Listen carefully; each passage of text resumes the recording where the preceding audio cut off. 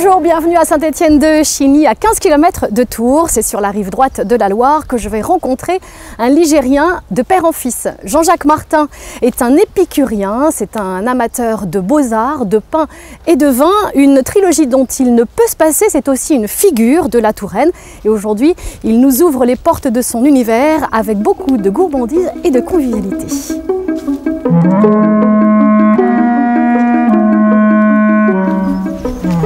Bonjour. Bonjour. Vous allez bien, Jean-Jacques? Quand je suis dans mon cabinet de réflexion, je suis toujours très bien. J'allais dire, c'est sympa ce rendez-vous dans votre bureau en plein air. Oui, mais c'est l'endroit qui m'inspire le plus, bien sûr, revenir en bord de Loire. Vous y venez tous les jours?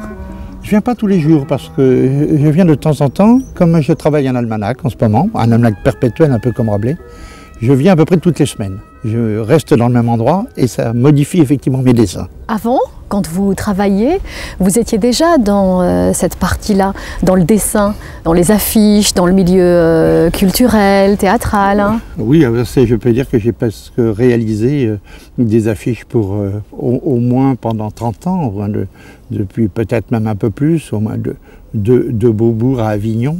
J'ai illustré à peu près tous les théâtres. Maison de la Culture, j'ai travaillé pour tout, Renaud Barrault, Nicolaïs, enfin toutes les grandes images, Julienne Beck, le Living Theatre, tout ça, enfin j'ai fait à peu près 10 000 affiches.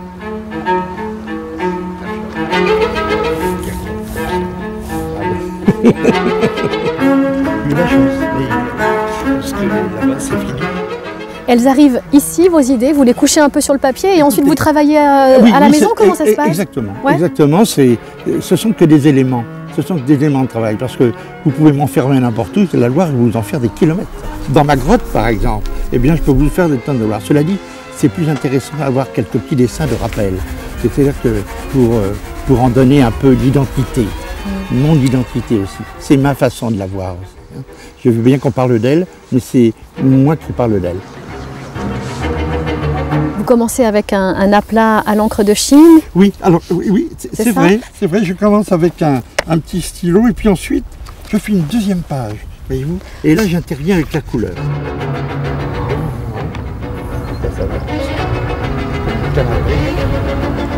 Je vais vous emmener découvrir un bâtiment exceptionnel, Jean-Jacques. Il ne s'agit pas d'un château. Quand on parle de bâtiment exceptionnel en bord de Loire, on pense souvent à un château. Non, là, il s'agit d'une ancienne usine sur 6000 m². Elle est installée sur la commune des Ponts-de-Cé. Elle a longtemps été une usine dans laquelle on fabriquait des hameçons. C'est pour le pêcheur que vous êtes. Aujourd'hui, cet établissement revit grâce à une poignée d'artisans.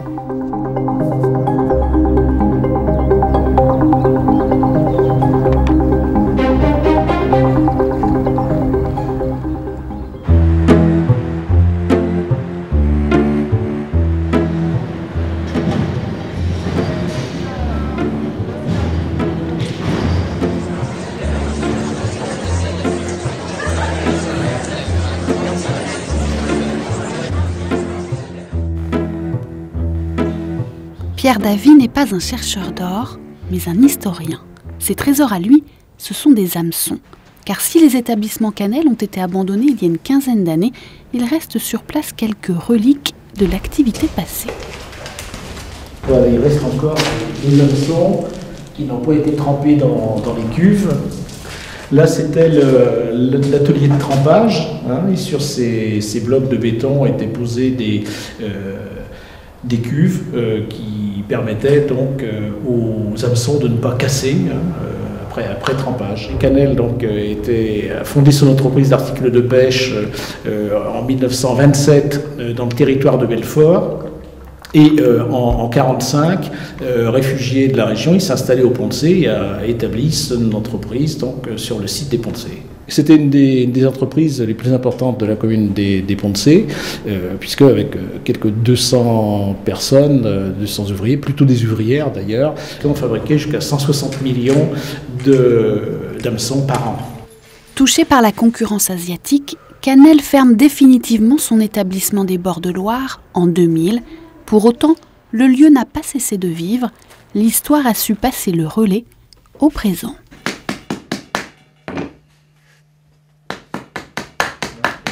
Je suis en train de l'agrémenter.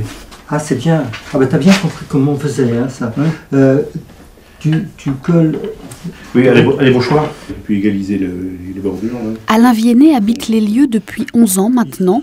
Aussitôt le site racheté par la mairie, ce céramiste a pu prendre possession du rez-de-chaussée des établissements, au plus grand bonheur de ses élèves.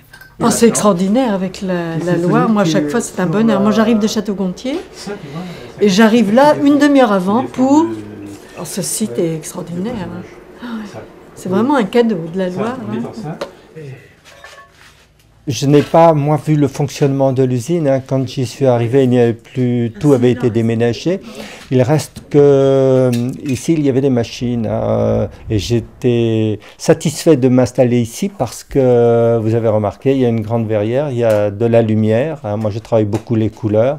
Ici, ce qui est intéressant, c'est le site lui-même, hein, le site en bord de Loire. Hein, moi, je vois la Loire couler sous mes yeux. La Loire m'inspire... bon, j'aime bien la voir, cette Loire avec son eau, mais aussi avec son sable et avec aussi son histoire.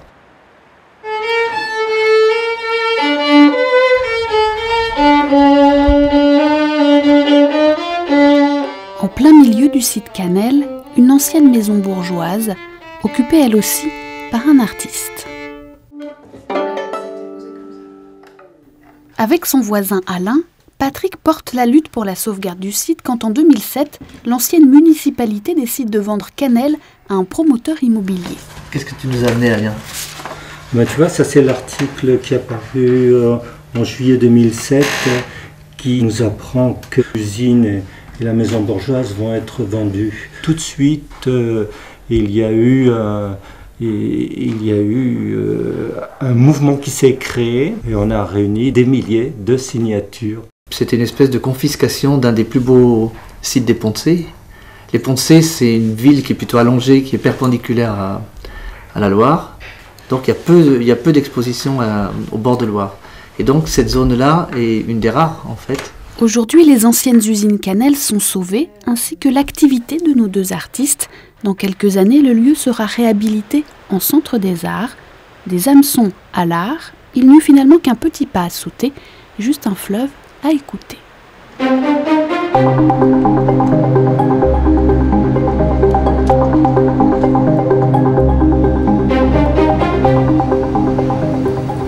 Alors on reste un peu dans le domaine de la pêche, on est chez votre fils, parce que sur vos 3 fils, vous avez réussi à faire un fils gastronome, plus que gastronome même. Oui, Florent est un grand chef, et ce qui est formidable, c'est qu'il travaille surtout avec les produits de notre petite patrie, et ça forcément, j'en suis heureux, un peu comme sa grand-mère qu'on appelait la mère André ici.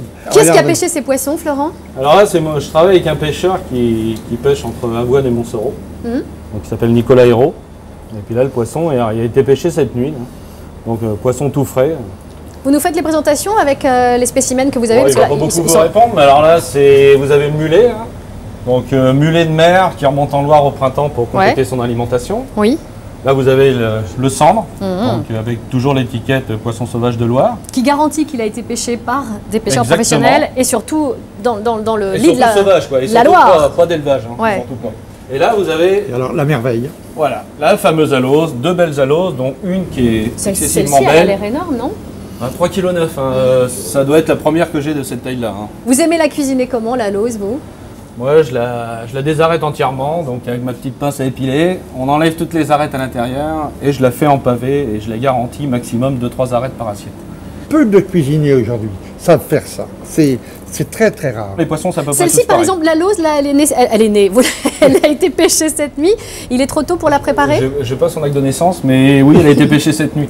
Non, là, le poisson, je le laisse un peu se reposer. C'est pour ça qu'on ne va pas lever le filet maintenant. Voilà. Cela dit, c'est bien, Florent, de dire certains poissons que tu attends quelquefois, parce que voir les brocher et tout, il faut attendre qu'ils soient mortifiés d'1 ou 2 jours. Pour que la chair, un peu comme certains gibiers... Ouais, c'est vrai. Le poisson, c'est trop raide, de toute façon, si on le fait tout de suite.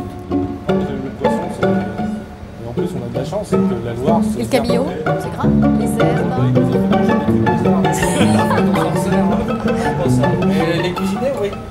Bon, et vous allez le préparer comment? Alors, la lose, vous allez la préparer avec une crème d'ortie, si j'ai bien compris. Donc là, je le cuis sur la peau, doucement, jusqu'à temps qu'on voit la chaleur qui en monte et la chair va changer de couleur. Et donc là, je vais le laisser cuire comme ça. Après, on fait une petite purée de pommes de terre maison avec pas autant de beurre que de pommes de terre, mais pas loin. Et je fais une sauce au bourgueil avec le poisson. Tiens donc, on se demande qui est votre père, hein, pour que vous ayez cette influence-là. Mais c'est pour ça que je dis à tout le monde que moi, le vin rouge avec le poisson ne me gêne pas. Vous faites une réduction de cabernet et avec du poisson, c'est génial. Merci à vous, Florent. Je vais vous emmener découvrir quelqu'un qui vous plairait, je pense, pas mal, Jean-Jacques. Il s'agit de Dominique Drouet. Il est photographe et on est allé à sa rencontre lors d'une partie de pêche avec le pêcheur Yannick Perrault. C'était à Saint-Florent-le-Vieil.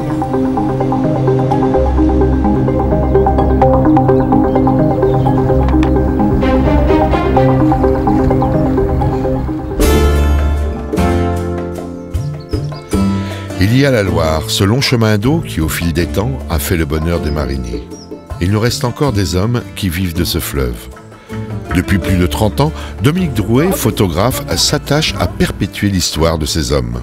Ce que j'appelle les gens du fleuve, des passionnés de la Loire. Et ça fait partie du patrimoine de la Loire. Sans eux, la Loire ne serait pas comme ça, là. Comme l'envie de se balader dans la nature et l'observation. On est amoureux de la nature. Amoureux de la nature. S'il n'y a pas de photo au bout, c'est pas grave. On prend du plaisir à se balader et puis... Donc là, on est dans la vallée de l'Atto, une prairie alluviale. On a la chance que ça soit en eau, là. Et il y a plein de choses à voir et à écouter.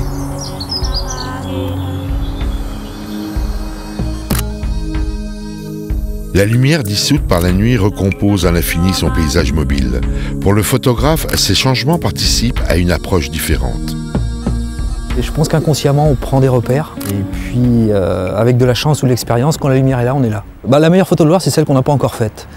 Parce que moi, il y a plein d'endroits que j'aurais envie de photographier, mais il n'y a jamais eu la lumière adéquate. Donc, c'est des endroits que je vais régulièrement. Et puis le jour où je ferai cette photo-là, ce sera une autre envie qui arrivera, quoi. Dialogue de l'eau, de la terre, des pierres, des ciels et des lumières. La Loire est une somme de paysages et plus encore.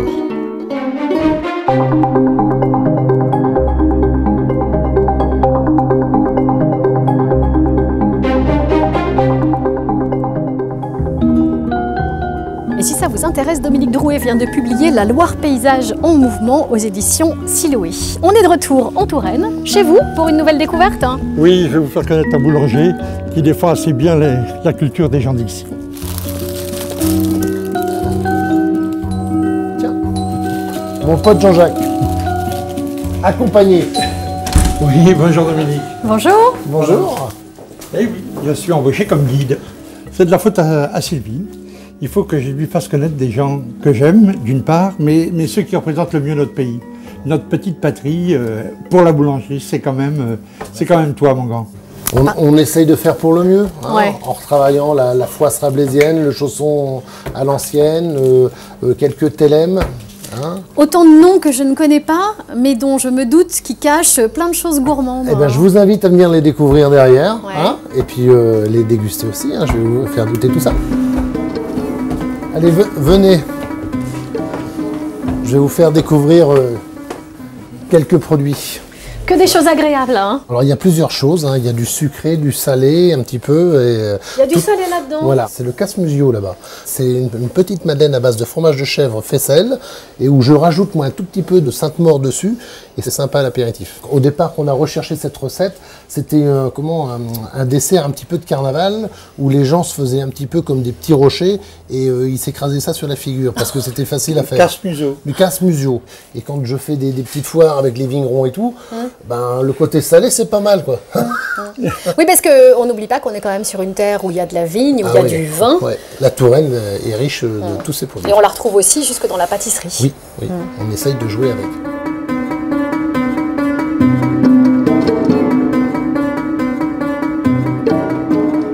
Dans les écrits, il paraît qu'en Touraine, on produisait énormément de pruneaux. Alors moi, j'ai voulu faire un petit clin d'œil en faisant ce petit pruneau, en le réhydratant dans du chinon, hein, et je le mets dans un sablé avec un petit peu de crème d'amande. Et quand je pars de village en village faire mes foires et tout, c'est un petit gâteau qui va bien, ça s'émiette pas de trop, et puis ça éponge bien un verre de rouge. Oui, on éponge, j'adore parce qu'on dit ça éponge bien un verre de rouge, mais il y a quand même du chinon dedans. La foisse de Rabelais. Ça va, les avez retrouvées, toutes ces recettes, alors? J'ai la chance d'avoir une maman qui a été une grande cuisinière. M. Kornowski, de temps en temps, mettait des petits mots autour de son travail.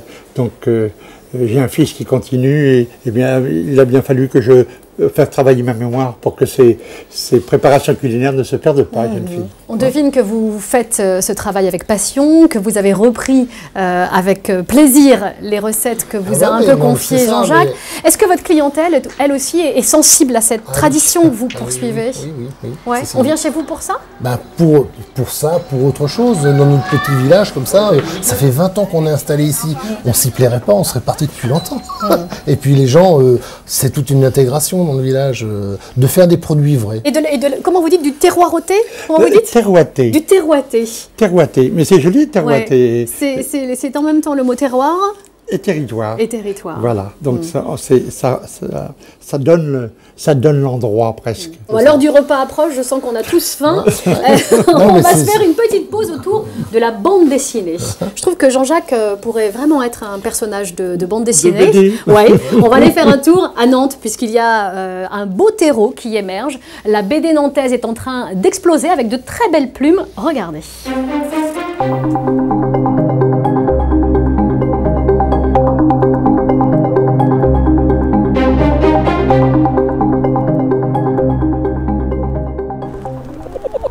A great deal of fun. La BD nantaise, c'est pour bon nombre d'entre nous Spirou et son dessinateur Johan. C'est en fait beaucoup d'autres dessinateurs. La ville est en effet devenue au fil du temps un réel vivier d'auteurs et de dessinateurs de BD. Pourquoi? Immersion pendant 4 minutes top chrono dans 2 ateliers dans lesquels se cristallisent aujourd'hui énergie et inventivité.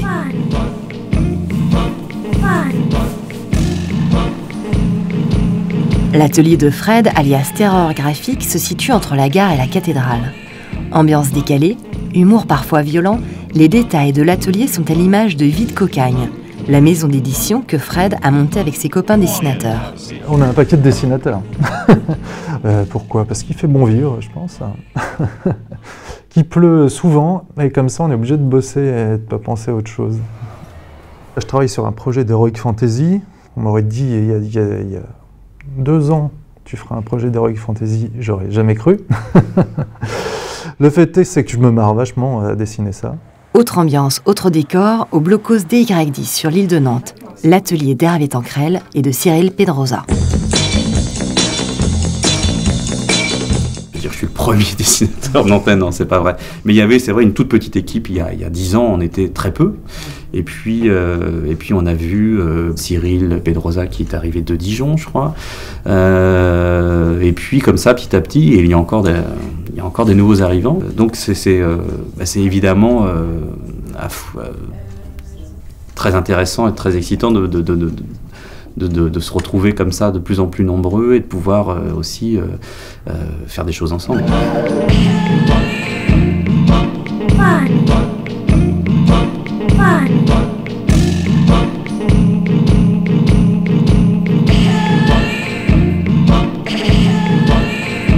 Bon, on l'aura compris, être nombreux c'est bien, mais concrètement, ça impulse quoi?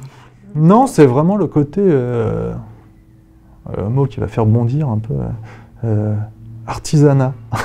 J'aime bien, on fait tout nous-mêmes et ça c'est cool.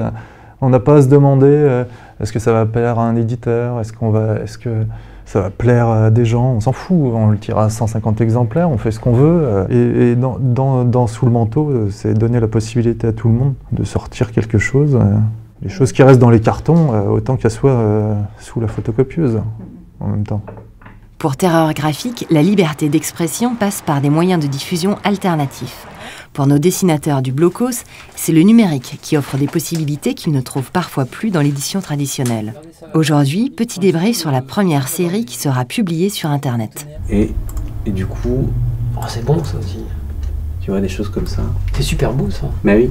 Putain, on dirait, tu sais la créature du désert là, dans Star Wars, qui a des espèces de protubérances comme ça dans le crâne. Tu vois pas comment c'est? Ah oui, oui, je vois, ouais. Une espèce de bestiole, là. Oui, je vois. Ouais. Une grosse partie de cette histoire se basera sur les chantiers, dans les chantiers navals de Saint-Nazaire et de Nantes. Ça sera de l'anticipation, en fait. Mais ça sera, donc, pour le coup, très lié à l'estuaire. Et c'est vrai que le numérique, comme ça, est un champ des possibles où il y a une sorte de terrain quasi vierge, en tout cas pour ce qui est de la bande dessinée, et où on sent qu'il y a quelque chose à faire. D'un atelier à l'autre, la Loire est une source d'inspiration. Même si cela ne prend pas forcément les mêmes formes.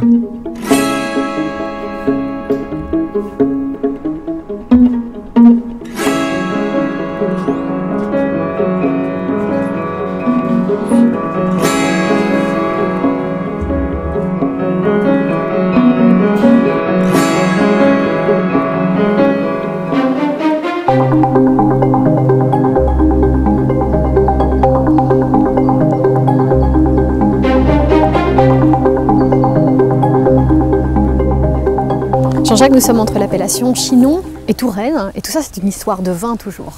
Oui, et c'est avant tout une histoire de cépage aussi. Ici, c'est un véritable conservatoire des cépages de Touraine. Il en existe beaucoup dans l'appellation, en appellation Touraine. Et ici, lorsque nous sommes au ponant, je vais dire, de la province, et non pas du département, ici, il y a encore, comme à la Renaissance, des choses formidables comme le Caux, le Grelot, des choses que l'on entend peu parler par rapport au Chenin ou au Cabernet. Et ici, Nicolas fait partie des derniers aborigènes qui cultivent ce genre de choses. Et c'est une chance. Et Nicolas, c'est le vigneron musicien alors. On a suivi le son de la trompette et on est arrivé jusqu'à vous. Bonjour. Bienvenue. Bonjour. Ici, ce sont vos terres, Nicolas? Oui, tout à fait. Oui. Vous êtes sur la commune de Rivarennes et nous produisons ici des magnifiques vins blancs, des vins rosés et aussi du rouge. Qu'est-ce qui vous plaît, vous, dans ce travail de la terre, de la vigne, du raisin? C'est en perpétuel mouvement. Voilà. Tous les ans, c'est différent. Alors oui, et en même temps, quand Jean-Jacques parle de cette tradition, de ces cépages que l'on connaît de moins en moins, c'est du renouveau avec aussi quelque chose qui est traditionnel. Hein. Oui, bah oui, effectivement. On va aller chercher des brins de vigne dans les très vieilles vignes pour pouvoir les replanter. Alors aujourd'hui sur nos porte-greffes pour éviter le phylloxéra bien sûr, mais on connaît notre campagne, on sait où il y avait de la vigne autrefois et on sait où récupérer ces choses-là. Elle est devenue de la vigne sauvage aujourd'hui que vous essayez de domestiquer mais en lui laissant sa part de folie un peu. La part de folie c'est ce qui se faisait autrefois, c'est essayer de retrouver le goût d'autrefois. Alors quand on parle de vos vins, il y a le vin en tant que tel et puis il y a aussi le petit nom que vous leur donnez. Eh oui, alors oui, ça c'est par rapport à mon deuxième amour, qui est la musique. Effectivement, je suis revenu sur le domaine familial, mais voilà, je garde en moi cet esprit musical que je veux communiquer au travers des cuvées, comme l'arpège, comme la mélodie, comme le concerto aussi, avec le cépage Caux. C'est quoi le moment que vous préférez dans votre activité de vigneron? Je crois que c'est le moment des vendanges. Toujours, c'est le moment des vendanges. On a l'équipe de vendangeurs qui est là. On récolte le fruit d'une année de travail. On suit au quotidien, au jour le jour, la météo, le matin, le midi, le soir, pour savoir à quel moment récolter. On va dans les vignes, on goûte les raisins pour savoir à quel moment ils vont être mûrs. Quand on a confiance en son raisin, on a confiance en son vin.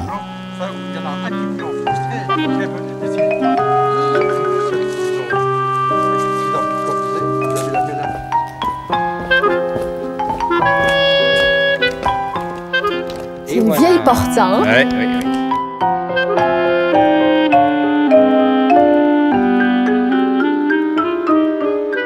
Donc Nicolas, on est dans votre cave qui est une vraie vieille cave. On ne voit pas les racines, mais on est sous les vignes là.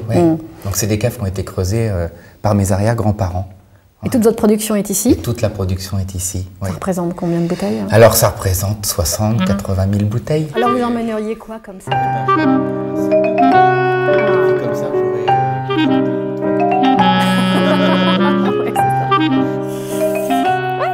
Et donc là, ce que vous nous servez?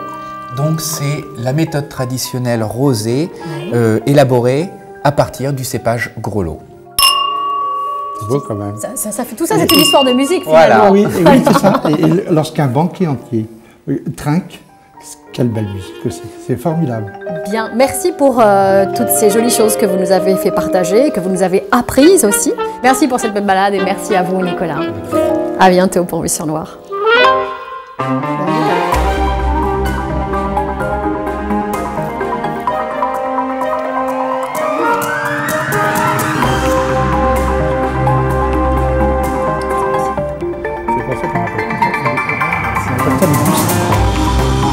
Tellement les bulles sont fines.